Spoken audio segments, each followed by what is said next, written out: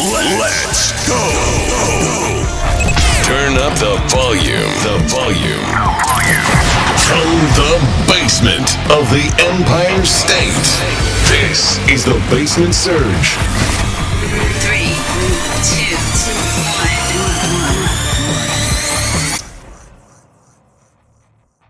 1. Welcome back to the Basement Surge, everybody. Thank you very much for joining me this week.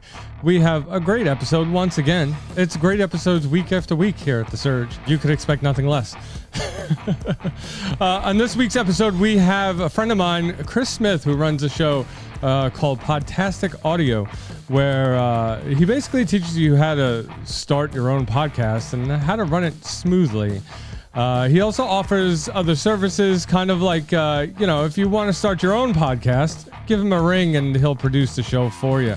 But we're going to be talking about on this episode the difference between East Coast and West Coast, because Chris is on the West Coast. I am obviously on the East Coast in Brooklyn, New York. And, I wanted to sit down and talk to him a little bit and talk about the differences between the two.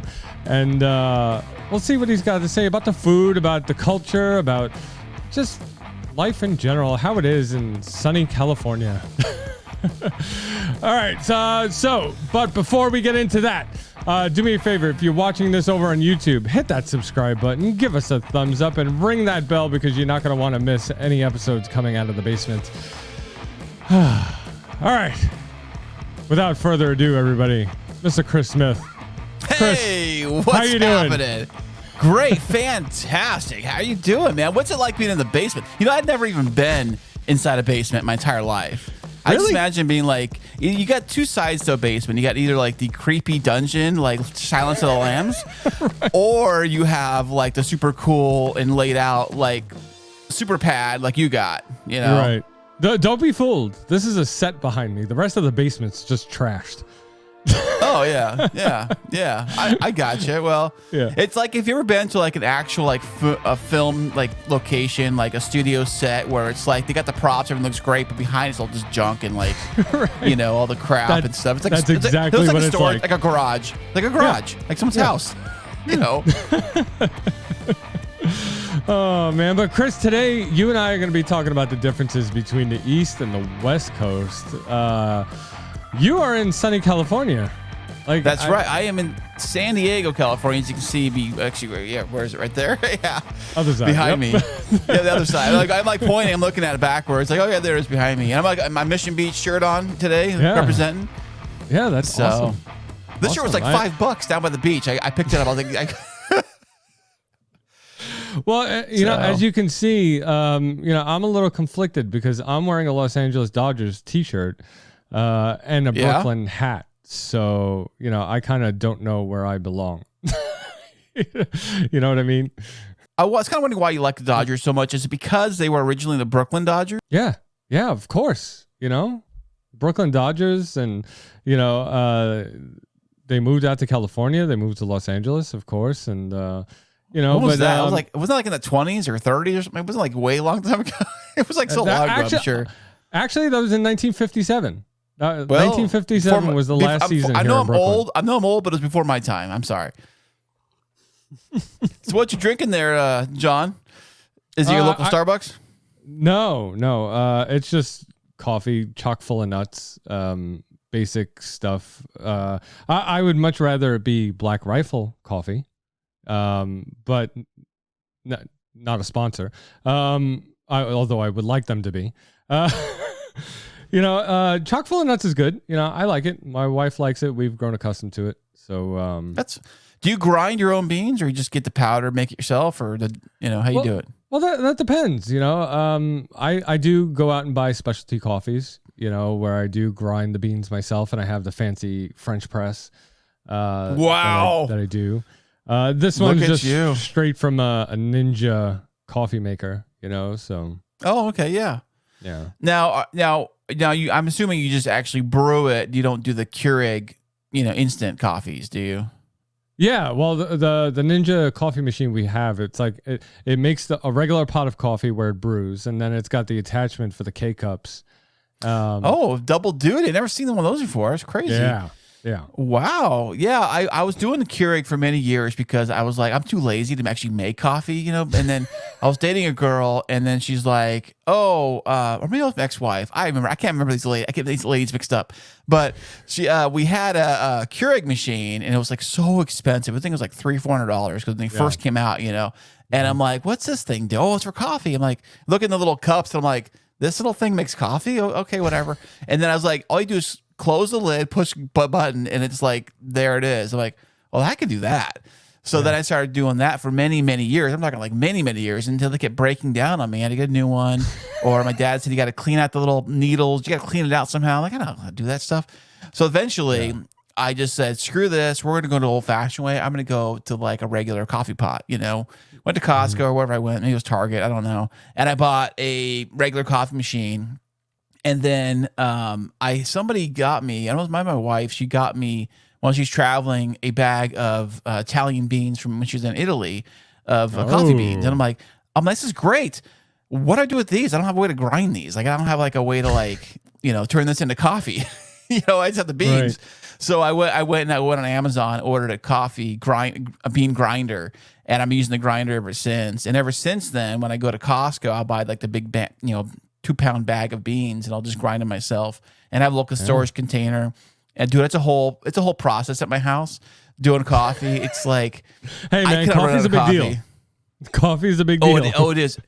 Every single morning I wake up, the very first thing I do, other than say hi to the dog, I walk downstairs and I make coffee. What's hard though for me is that it sounds like a simple concept, just making coffee, but the problem is that I got to remember the recipe. It's like for us, I think I have like a scooper, and it's like for every scoop, I think it's 1 cup. Gosh, I think it's 1 cup on the level of the water, something goofy like that.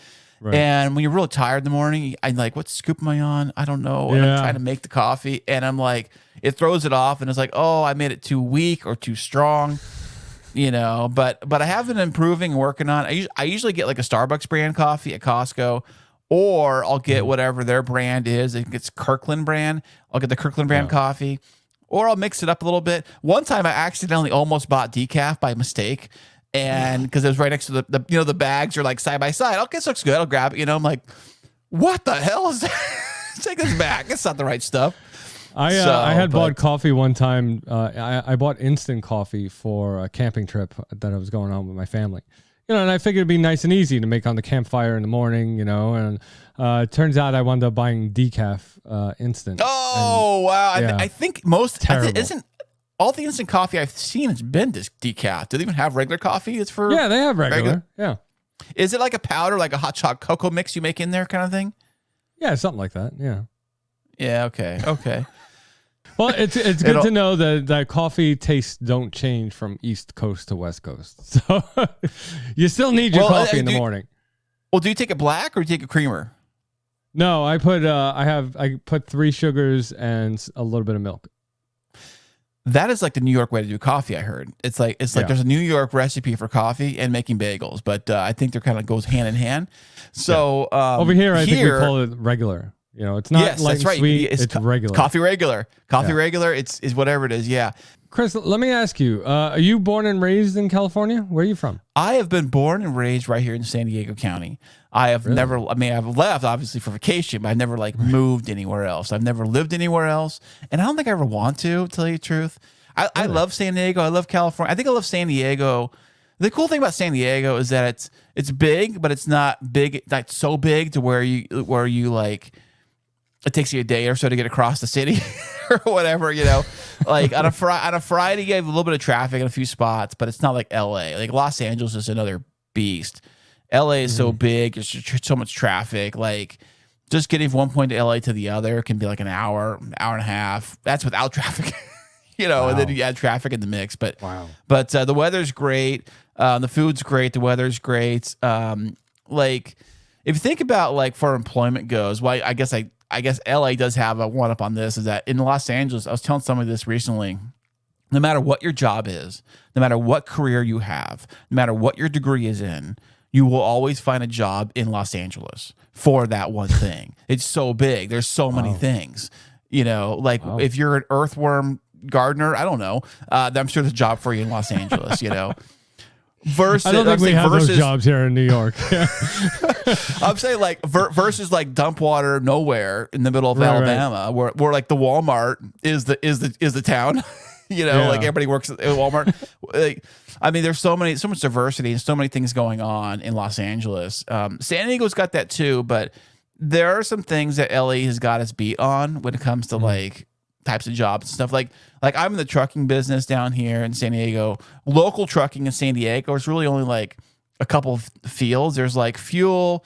There's like I think there's like dirt hauling and cement mixing, but they kind of like dried up a little bit because of the construction and stuff. But as far as like local stuff goes, I mean, there's a little bit of freight work, but not a lot. But all that stuff goes to LA. Like all that stuff goes back and forth to LA to San Diego. It's all back and forth, and all that kind of stuff. So, there's some food delivery type stuff, but all that comes out of LA though. Like all the food, like all the Costco stuff comes down. Like everything, we're like a little island down here because everything gets brought down from LA to us. So there's a few things that come in. There's a shipyard that has the Dole pineapple trucks. They have like the big Dole pineapple like containers. And there's a yard down here by my work, and I guess the trucks load up, and I guess they take those to wherever. But that's like the only thing that really comes in. And of course, down by Mexico, I next to the border. Yeah, because you're close to Mexico. Yeah, next to the border, it's chaos down there. But down by the border, there's actually you go across the border. There's actually in Otay, there is a big area where it's all warehouses. It's all these mega warehouses down there. It's an Otay Mesa area. It's basically all the Mexican trucks come over the border just to deliver to the warehouses, and the American trucks pick up the warehouse and they take it across wherever they go. So all the Mexican trucks just come across to do the deliveries and pickups, and they have a international transport. Can you see the wall from where you live? No, I'm too far away. Oh, okay. Yeah, I'm like where I'm positioned is kind of like center east a little bit. Actually, how far is Mexico from my house? I have to look at a map and see how far it is. How far the crow flies. Look out the window there behind you. You see that mountain right there? Well, it's on the other side of that. So, statistically for the Basement Surge, San Jose, California is number 2 in the most listened city for this show. So that's up north. That's up by San Jose is actually by San Yeah. Francisco. That's like way north. That's like way. It's like that's like middle of the state where San Francisco I'm sorry, is. San Jose. Okay. So Been there have you ever been to New York? LA. Have you ever been out here, out east? Yes, I have been in New York. I was last time. It's funny you mentioned that because my son, he's going into 8th grade. In 8th grade, they do a big giant East Coast field trip. I did that same field trip when I was in 8th grade, and it costs way more now than it is when I was a kid. I mean, oh sure, yeah. Like when I was a kid, it was like $1,000 for the whole vacation. Now it's like $3,600. And they were trying to figure out how to pay for it, do payment plan. I'm talking to my ex-wife how to figure out the payments and all that stuff. But they're going over. That's the last time I was there because on the final leg of the trip, it was like we flew into New York, but then we traveled to Virginia, and then we went to Washington D.C. for a couple of days. And went to New York, and I think Pittsburgh was on the list somewhere. But I think we flew out of New York. So some of that whole area we saw all your obvious stuff. We saw the Washington stuff. We saw the White House stuff. We didn't go in. We saw that. We saw like Capitol, Smithsonian, New York. I've been on top of the Empire State Building. Went all the way to the Ellis Island. Saw that. Saw the Statue of Liberty. Went to the Hard Rock Cafe in New York. Saw a Broadway play in New York. Nice. Stayed in Manhattan. Where else did we go? Central Park. Where else? So did you have while you were here? Did you have any pizza? Probably. I'm trying to remember, dude. I Probably. was in 8th grade. You can't remember? Like you got to remember New York pizza. I'm sure I did. Because you're a kid. When you're a kid, I mean, what do you want to eat most of the time? You're 8th grade pizza. It is. You know. So I'm sure we did. I'm just trying to remember the food. I mean, 8th grade. All right. So how is the pizza over there in San Diego? It's good. There's a big variety. Now, the thing about San Diego is that we're a lot of like yuppies. So we have a lot like San Diego out here. It's all about the brewery. It's all about the organic stuff. It's all about the farm to table Like that's our Yeah. whole thing. It's like farm, which means like break out your wallet and you're gonna pay a lot more. Right. That's what it means. Yeah. So I went to a restaurant recently with Christine. It was a farm to table last weekend, and it was like a sandwich was like $15, $18 for a sandwich, and it wasn't. God. It wasn't that big. It was like the size of like a 6-inch at Subway or something, whatever. And I'm like, what the hell? But so we have like a lot of wood fire pizzas, like wood fire grills, really good. Okay. In fact, probably like 3 or 4 weeks ago, we were hosting a wedding because we're in the wedding business, and we were doing a wedding at this big mansion, and they had a catering truck came out here, and they actually did like pizzas on the spot with like a fire oven on the back, like sort of like a trailer with a fire oven in the back of it. Yeah. And they were just whipping pizzas, that pizzas out like crazy. They had these really, really good ones. They're very, a lot of gourmet stuff. We're talking like peppers, they were like spices and different kind of sauces, and they really, really exotic. They're not your basic pepperoni. They were like very gourmet stuff with gourmet ingredients. That's how we do it out here. We do it up a notch. We don't play around with your basic pepperoni Very and your basic pretentious cheese. Pretentious gourmet. But we do have the Domino's, we do have the Pizza Hut, we do have that stuff too, of course. I mean that's everywhere. Sure, But if you want something that's like gourmet, you gotta kick it up a notch. There was a pizza place in San Diego. I think they're gone. They were more like a pizza / like family restaurant that sold like the breadsticks and the pastas, and they did a lot of their stuff too. Like an Olive and they had Garden, a pizza called they did a pizza called the San Diego pizza, and I used to love the thing because it had like a lot of crazy stuff on it. It had like avocados on it. Oh my It had God. like it had like a lot of gourmet stuff on. I know you're not a fan of pineapple on your pizza. No, see, like I was just gonna say, listen, if you're gonna bring up pineapples on pizza, we're just gonna end this episode right now, okay? Like, like I don't mind it, but I was in Miami. I was in Miami last year, and I wasn't feeling well. I was feeling very sick because the weather, the heat stroke, and I was feeling very ill. We went out to dinner, this Italian place, right in downtown Miami, right in the thick of it all, right in what is that beach area called? Is it the Miami Beach. Yeah, well, I guess in the beach area. It's downtown Miami area, and so we go to this Italian place, and I'm like, I don't know what I want to eat. I'm like, I don't know what I want. I know it's a good comfort food for me is Hawaiian pizza. So I got a Hawaiian pizza, and the guy must have been like, what's this guy? What pizza does this guy want? So it wasn't very good. I don't know. It wasn't very good. I don't know what happened. Maybe I just wasn't feeling it, but it was like, I'm like, maybe. And I thought maybe I tipped the scales. Now maybe I hate Hawaiian pizza now too. Maybe my taste buds said, "What are you doing? What are you doing with this nonsense?" No. See, like over here in Brooklyn, like Brooklyn is known for the pizza, obviously, right? So we have pizzerias basically every 2 or 3 blocks. There's a different pizzeria, and we have like a one Starbucks would be like kind of like a Starbucks kind of in like every a corner. Starbucks over there. Yeah, like a Starbucks on every corner, a Dunkin' Donuts on every corner. There's a pizzeria basically on every corner here in Brooklyn. I could name like 5 of them off the top of my head right now. That Are they big though, where you can sit inside, or are they like just to go kind of places? Yeah. No, Okay, all of okay. them you can sit inside. One of them has like 2 floors. You can sit upstairs. And they're all mom and pop shops, they're all hand me down through the family kind of places, that the sauces are like top secret recipes. And, Do they like slice the garlic with a razor blade like in the movie Goodfellas? Right. Yeah. I wouldn't be surprised, but like we have this, there are these pizzerias all around the neighborhood, like every couple blocks, and they make the standard slice, but there is one pizzeria, I want to say like a 15-20 minute drive away from me, called L&B's Spumoni Gardens, that basically puts the cheese underneath the sauce. Like that. They have the bread, the cheese, and then they put the sauce on top, and then they put Parmesan cheese on the top of the sauce. So it's kind of like reverse layers of the pizza. Nice. And they only make squares. They don't make the triangles. So what are they? Little Caesars back in the day? Come on. This pizzeria, L&B's, I think is the best in the neighborhood. So wow, it's like depending on where you live here in Brooklyn, you have your one spot that you go to that is the best pizza.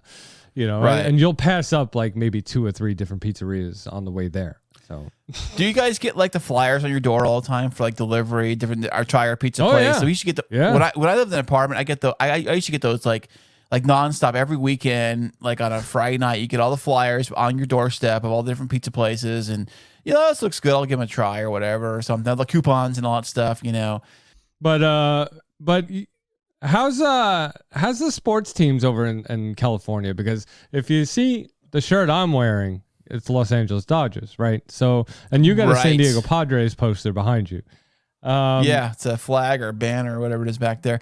Yeah, have you been the San Diego fan your whole life? Well, of course, because I live here. It's kind of the reason why. It's because I live here. I have to represent. I live in Brooklyn. I'm not a fan of the Yankees. What? That's blasphemy. How dare you? Yeah. I know. But you do have ties to the Los Angeles Dodgers because they were originally the Brooklyn Dodgers. Right. So I'll give you that. So okay, growing up for me, I wasn't a big sports fan growing up. My parents didn't watch sports, didn't care about sports that much. So we didn't watch a lot of sports growing up. It wasn't until I got a little older in life that I started kind of caring about the Chargers, probably because when they were the San Diego Chargers, was probably because they started doing really, really well. And they started going like to the playoffs, and they started like this might be our run. So we're talking like Daniel Tomlinson days, all that great stuff. And I went down. I was down there at the stadium when they're doing this big concert festival right before they had like their first big playoff game, and they got their ass kicked to the Patriots. Remember that? But anyways, but in the '90s, and I think it must be the '90s when the Chargers go on record for probably having the biggest NFL draft flop of all time. We're talking Ryan Leaf. You heard of him? No. Yeah. So the Chargers moved up to the draft, number one pick of the draft. They picked, and the whole town was like, yes. And he was a total disaster, and eventually, but the Chargers spent all this money. The Chargers were just a laughing stock of a team for many, many years. And I don't know what happened. They finally turned it around. To early 2000s, started getting better, and then mid 2000s started doing great. But and then, of course, we saw the writing on the wall that the team owner moved everybody to Los Angeles, and the reason why was because we have a stadium in San Diego. We did. They knocked it down, but we had a stadium in San Diego called Qualcomm Stadium, and originally it was called Jack Murphy Stadium back in the whenever they built it and that kind of thing, and had a few modifications to it. But basically, it's an old stadium built like in the 60s or 50s, and it was used for both the San Diego Padres and it was used for the San Diego Chargers. So what they did is they kind of did this thing where during the half season they kind of split the field or do something goofy with the stadiums. They basically do both. I think Oakland was doing it for their team for a while. Anyways, and then so the Padres do pretty well, and they go to the World Series, get their butts kicked to New York. Thank you very much. And then all of a sudden, guess what happens? The whole town's on fire. Like, yes, Padres are awesome. We love this sport. We love the team. It's great. Let's build you guys a stadium. Great. They put it on the ballot like the very next year. And guess what? Since you just went to the playoffs and we just lost, we just went to the World Series and lost, let's build you guys a stadium. Let's get the taxpayers involved. Great. They built this amazing stadium downtown Petco Park. It's great, right? In the meantime, the owner of the Chargers is like, we want a stadium. Well, we want a stadium too. And then the city couldn't figure it out, and the owners couldn't figure it out, and they're going back and forth for like, I remember like in the early 2000s, they were talking about building a stadium for the Chargers, right? They left eventually, I think it was 2016. So almost like 16 years later of going back and forth. We're going to make it happen. No, we're not. Wow. Yes, we are. We got some money. No, we don't. Just arguing back. Eventually the owner's like, you know what? If who was it? It was the Rams are going to partner with us to do a stadium up there together. It's going to be this beautiful, massive thing. Peace out. We're out of here, And I think last minute the city of San Diego tried to like keep them, like, oh wait, we'll get you one. Don't worry.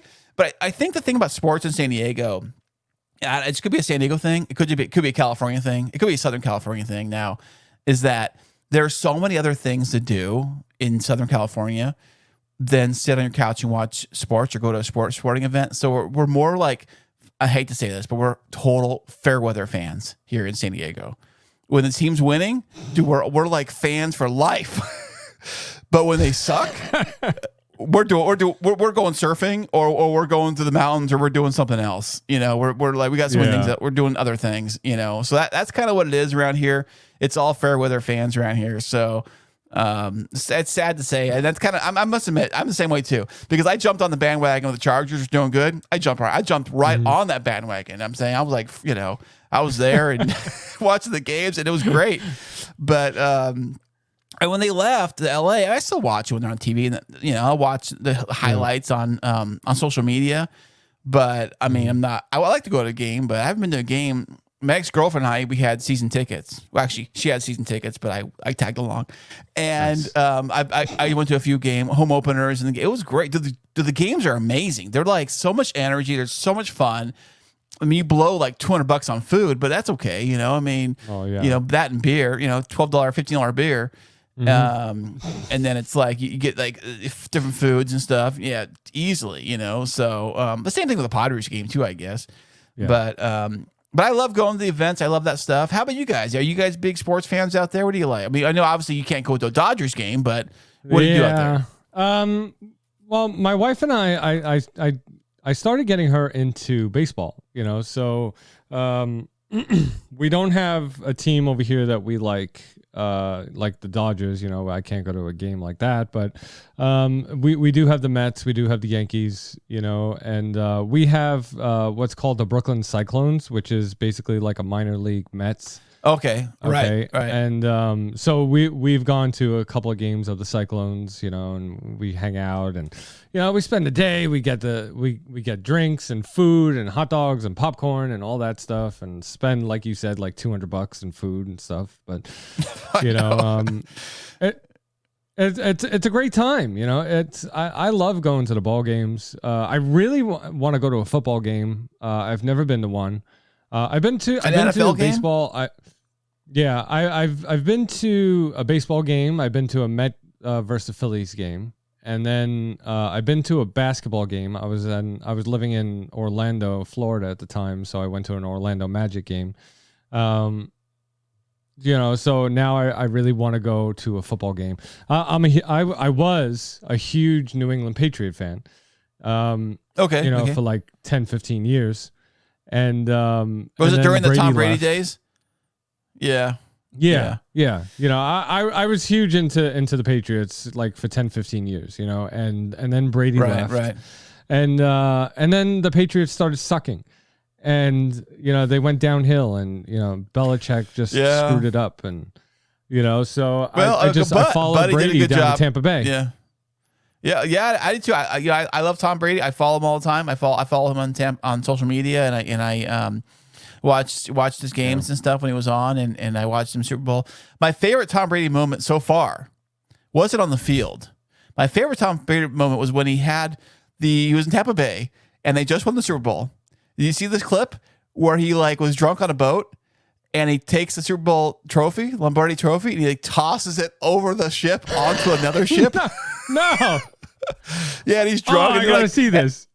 And he's like, and his daughter's like, "No, Dad, don't do it. Don't do it." He's like, "No, I got this," because he's like, he's Tom Brady, right? So he like throws it over the back of the boat, and it goes over to the boat to the. I guess his teammates were in another boat following behind him on the bay. They're doing this like parade to like after they won, you know. And it's my favorite thing. I'm like, I think that's you know. And he's walking around all drunk, you know, slurring around after he gets off, and because he just won the Super Bowl, you know. So, good old Tommy, sure, you know. Oh, yeah, man. but I mean, I love sports. My kids are super into sports now. You know, when I was their age, I was never into sports really, but they're like super into it. Well, now in the world, you know, I was more into comic books. Oh, okay.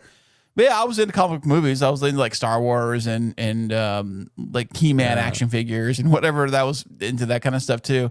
But I think now the kids have iPhones, you know, and they've got their computers. Like you can like watch anything instantly, you know. Social media or whatever, TikTok, you name it.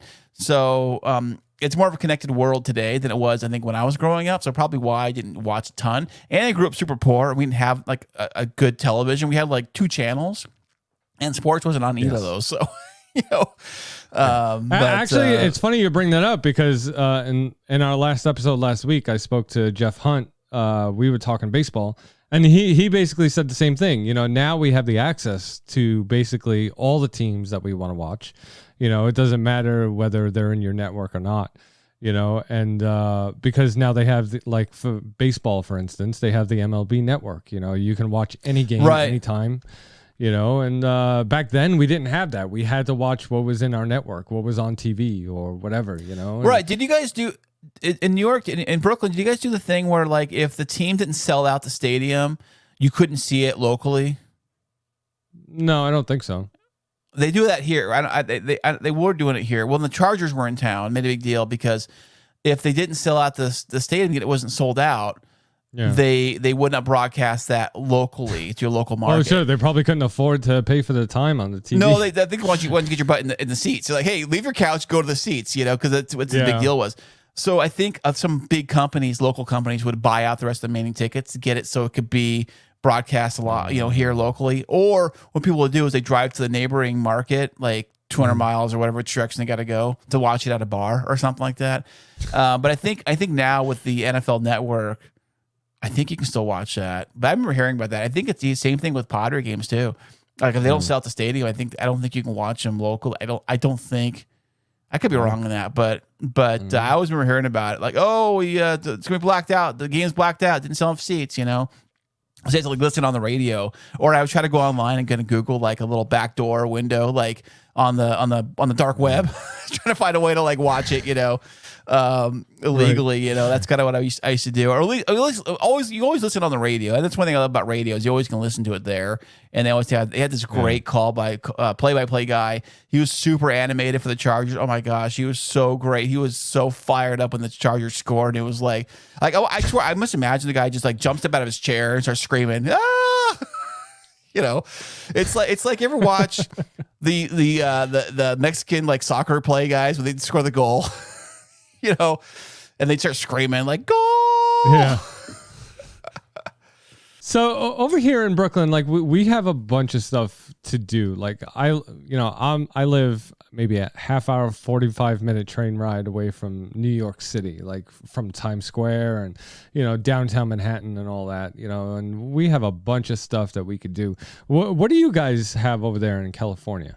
I mean, you kind of touched on it a little bit earlier as far as hiking and... Yeah.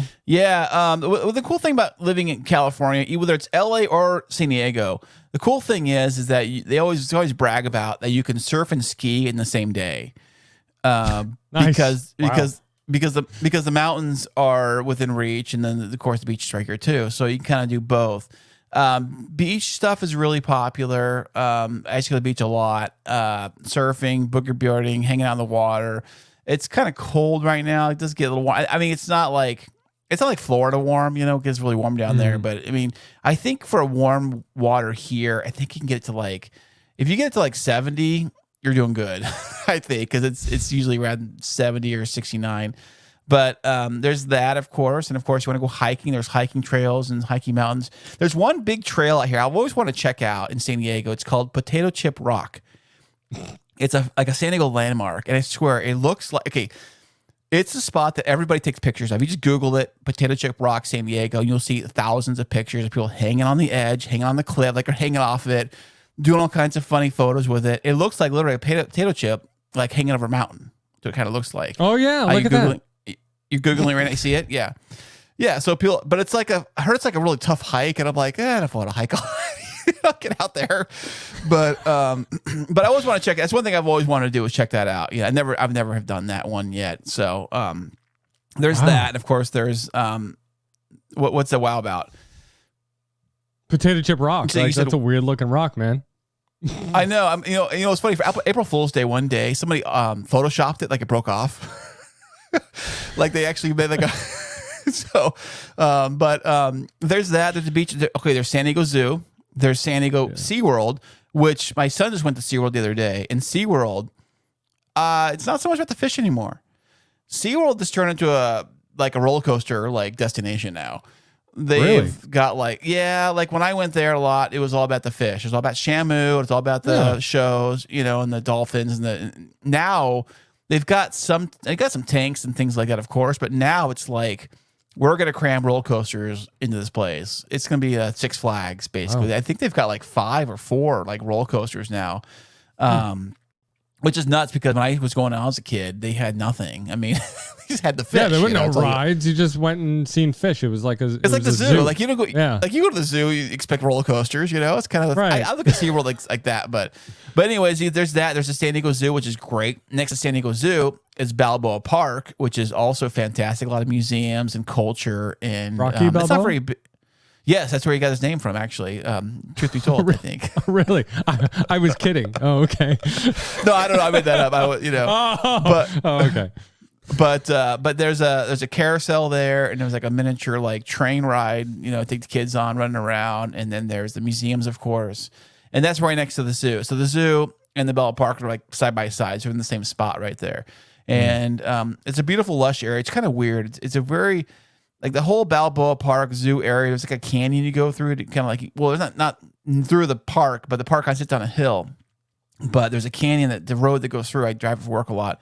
And it's kind of like this canyon, but it's all very lush and tropical and green. There's a lot of which is out of place for this part of the country, and that's where the zoo sits. And the zoo sits like on this hill, which is weird. There's a lot of those at the airport they got like those walkways that you just stand on. They just walk for you, like they just move for you. Yeah. Like what do they call it? Like the standing. They're not escalators. It's just the platforms just move. They have a lot of those there. They kind of go up Like hills. a conveyor belt. Big long. Yeah. Yeah, but you just stand on it and it just moves for you. And there's a lot of those at the San Diego Zoo Right. because it's like built on there's like a uphill, downhill, and all that kind of stuff. And they have this like tram ride. It's like a gondola ride. I call it like the bucket ride. There's a lot of theme parks that have it. You sit in a little bucket and it's like attached to a cable, Yeah. and it goes over the park, right? But what scares the crap out of me is that it goes over like the lion pit and stuff.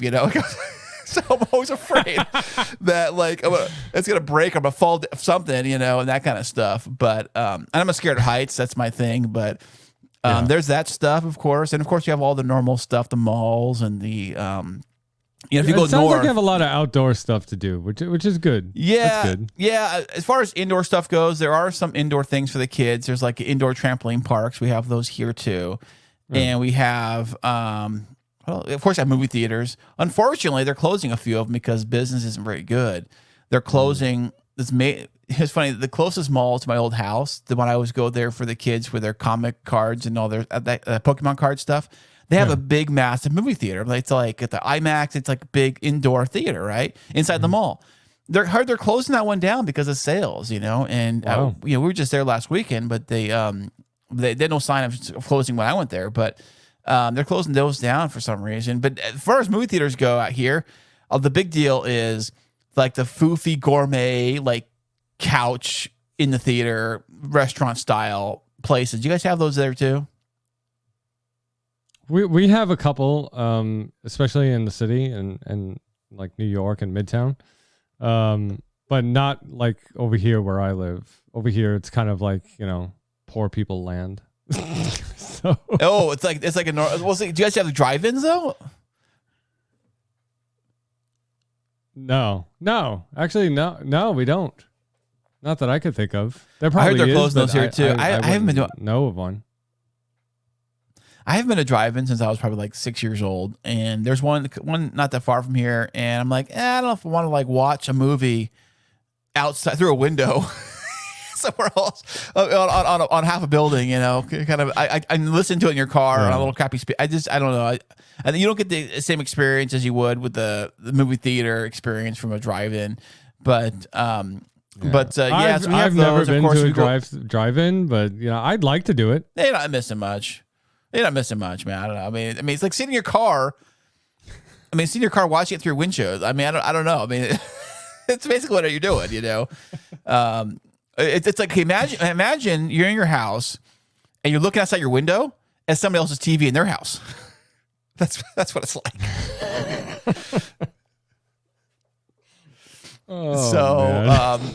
But we have that stuff, and of course you go to LA. LA's got everything. LA's got Disneyland, Universal Studios, Knott's Berry Farm. What else do they got up there? They all, of course, got Hollywood, and they got all the regular stuff, that everyone goes and sees.